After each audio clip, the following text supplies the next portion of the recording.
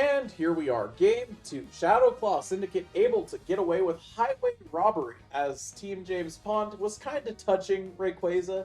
They were just touching it up a little bit, and then, Team Shadowclaw Syndicate was like, no, no, no, no, no. No, no, no.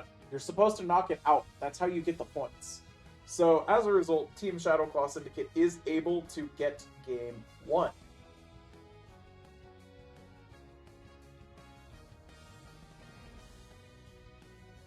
Okay, so, bans so far. What do we have banned? Well, we have Slowbro banned again. We have Wigglypuff banned again. And by Wigglypuff, I mean Wigglytuff. That's what the Pokemon is called, but my chat likes to call it Wigglypuff for some reason. Charizard and Clefable once again. I guess Clefable is just a really problematic Pokemon for Team Shadowclaw Syndicate, maybe.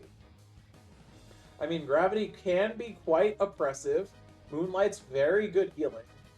And I guess if your plan is just to take the best support after that, then, it makes sense, I suppose. Anyways, first pick is Pikachu. Luke has decided that Pikachu is too powerful for this world and cannot be allowed to go to the opposing team. Cairo picks Eldegoss. I don't know why he's playing support, but here we are. Blade counters by picking Armarouge. Vox is in now, picking Mimikyu. Radiant is in picking Buzzwole. Alright, so we got the double all-arounder. We're probably going to see one defender and a support with the remaining picks. I don't know what kind of response we're going to get out of this. I mean, Buzzwole is pretty bulky, and Mimikyu is, a solid jungler. Plush has decided to go with Metagross, and Eli is picking Chandelure. I don't know if Eli plays much Chandelure. This may be the first time that I remember seeing a Chandelure from Eli, so we will see, I suppose. Sceptile is back on Umbreon. He's saying, it was just a bad game. Hard game. Hard game. And finally, Hoopa once again being picked by Jelly. And finally, our last Pokemon is probably going to be Trevenant from Rolling Jack. I expect, wanting that tank that is able to sustain itself very well. Against a comp like, Buzzwole Mimikyu, you probably want that sustained. Yep, there is, in fact, a Trevenant being picked. He hovered Crustle for a second there. I would have very strongly disagreed with a Crustle pick into this team, honestly. It's not like Crustle is bad, but it does not have that survivability that I was mentioning. Okay, so what can we expect this game, you may be asking? Well, I suppose the onus really comes down to, do we get a jungle invade into this Chandelure? Because let's be honest, it's gonna be a Chandelure in the jungle, and Litwick is very, very weak in that early stage of the game. Since Litwick is in fact so weak in that early stage of the game, I would not even be surprised to see a double invade to try and kill Eli in the early game. And just say, hey, you know what? You're never going to get caught up. The game is over. You have lost. That being said, we could be wrong altogether, and we could have Metagross in the jungle as well, which would be a very, very interesting play. Armarouge could be a jungler as well. That level 5 evolving into Armarouge, making you a very, very strong Pokemon is always nice too. However, I think we can very much expect Mimikyu in the jungle. I think Mimikyu is quite good for, just hitting level 5 using Shadow Claw and slapping all of the Pokemon up with his Shadow Claws. Hello, Eldegoddess, and hello, Shadow King. Welcome to the stream. How are you? Okay, so,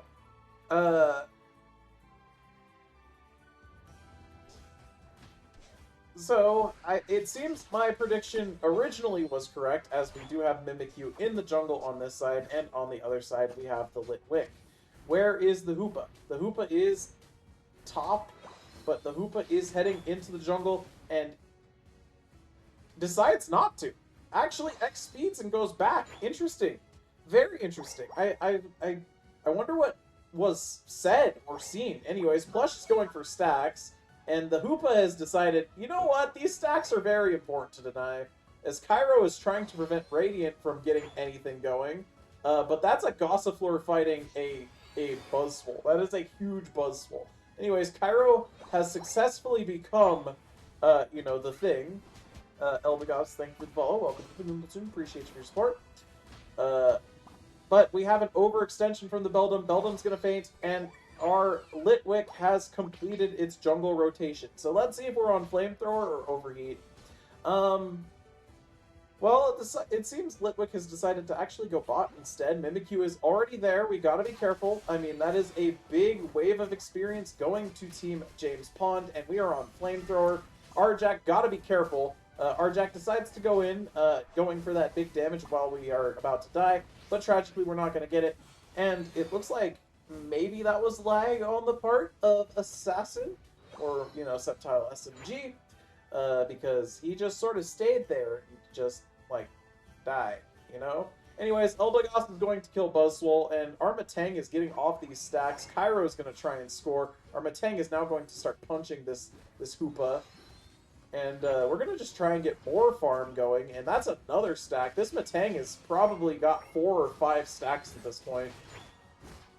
But tragically, we're not going to be able to survive this encounter. Vox slaps us up. Mr. Yang, also known as Jelly, is there, and Raytech even showed up to get the finishing KO there. Anyways, Cairo is here to prevent Raytech from getting anything going, as he probably is trying to do. Chandelure has evolved. Chandelure is very, very likely going to Flamethrower this. Okay, so we're on Imprisoned Flamethrower. Flamethrower does nearly half of Cairo's HP in one go. Not Cairo, what am I saying? I'm so used to Cairo playing the Buzzwole that I just didn't adjust. But we have to be careful here. We're going to go for more stacks from this Matang. Matang's going to get tossed into the air. Cairo is going to get slammed with his own teammate. And Mimikyu is going to unite to knock out this Matang. This is actually going very, very well for James Pond up here. However, on the other side, that is a Trevenant plus Armarouge that they are fighting. That probably feels like a nightmare to go against. But, you know, with Mean Look, you know, it's not that bad. Rolling Jack is here. Actually, we have a rotation bot, as we have Cairo here too. And Plush Tech comes down, picks up a KO with the big punch. We get another stack, but the Hoopa is going to portal everyone between the lanes. And here we go. Now we've got a team fight all of a sudden. We're dropping the hammers with the Trevenant, but we're going to get tossed and then slammed away by the Buzzwole. And now we have Metagross instantly ripping that Unite. We are going to knock out... Oh, that wasn't even the Unite, I don't think, but we have instantly knocked out the opposing Mimikyu. And we're going to be able to get away alive because Pikachu plus the Umbreon there just don't have enough of damage output to knock out a all-arounder that's 3 levels above them. Alright, so now we're going to just start going for this Regirock. Here comes Sceptile to save the day. We're going to Mean Look and then run away. And everything is going to be okay. Buzzwole unites in, but Metagross gets the secure by punching the Regirock. And, uh-oh, this is bad news for Team James Pond as they've gone in and given up a huge bag of experience trying to get this Regi. Because the opposing team was just more ready for it than they were. And, yeah, Eli is going to be playing safe and from the back. Cairo is very low. I probably would not be pushing for these goals here. And here's why. Buzzwole is back. Buzzwole is on the attack. Blade's, you know, pick up a KO. But it's not going to be enough, you know. And Trevenant is still holding forward. Rolling Jack going for it against this Hoopa. And, uh-oh, big overextension in the counter push as now, you know, Umbreon and Buzzwole have fainted yet again. And Cairo is here to heal up the squad. And what do we have? Well, during all of this madness, it turns out we actually missed Regieleki. It was killed, and they were able to... And Team James Pond was able to rip this top goal. Which is good for them. You know, definitely helps with the equalizing. But the experience flow really comes from that bot lane, so you gotta be careful. Anyways, Plush is gonna get stuck. But it's okay because Plush is very hard to kill. Looks like Plush used a Unite move, and we are still just sort of fighting off everybody. Buzzwole overextends a little bit. Hoopa's going to do some big damage. Blade nearly escapes with his life, but that's not going to be enough. Now the Eldegoss is being jumped on, and our backliners are being Mimikyu'd.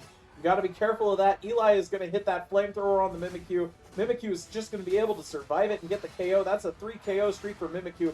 And the Hoopa portal sending everyone back to the base, but Vox with hubris, decides to come back in and just perishes as the opposing team is there to come back. Chandelure is going to go and get the KO on something, probably. Or, you know, just scare everyone away. And this is a big counter push now. Pikachu and Umbreon are there, but this is just not going to be enough to stop this team. This is way too much damage in this top lane for the Pikachu plus Umbreon. Even with the Hoopa, this is still probably too much damage. But it's okay. The objective is up. We have Fire Spin. We have Flamethrower. We're going to rip that objective, and we are going to send a Regieleki towards the opposing goal. Sceptile is going to use his Unite, trying to steal any shields that are there. But tragically for us, 5 is more than 2. However, on the bot lane, Mimikyu is fighting a Registeel all by itself, completely undisturbed. We are going to take this objective with relative ease. That is an attack and special attack boost for Team James Pond. Mimikyu will die for it. There is no saving this guy. He is dead. There's no saving him. But it's okay, because, you know, he got off what he needed to get off. He buffed his team. He got the experience. And this game isn't as over as it may look. That being said, that Metagross is a real problem right now, and it's going to be entirely on Team James Pond to figure out how are we even going to deal with this Metagross. It is level 14. It is very strong. I mean, we have a level 14 Mimikyu, but like Mimikyu plays almost more like a speedster than an all-arounder, in my opinion. So how are we going to deal with this? Like, how do we deal? How can we cope? Mimikyu is going to jump in on the Metagross, and we're just letting everything rip, trying to get this Metagross down. Hoopa unbinds to Unite. Metagross uses its Unite, and oh my gosh, the damage is just too much. And that is a basically full team wipe of Team James Pond. The Umbreon is at half health and running away, being chased by the Trevenant. Umbreon's trying to get back in, but it's too late. It's too late. The team is there. Umbreon is there, though. No, Umbreon is unfortunately going to faint, and that is a Rayquaza taken by Team Shadow Claw Syndicate, and there is the surrender from Team James Pond. And Shadow Claw Syndicate is on game, set, and match point.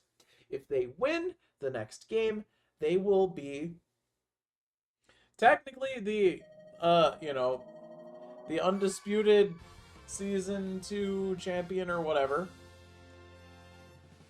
Because, they will have won 4 out of 7 weeks. That being said, the matches will still continue to be played.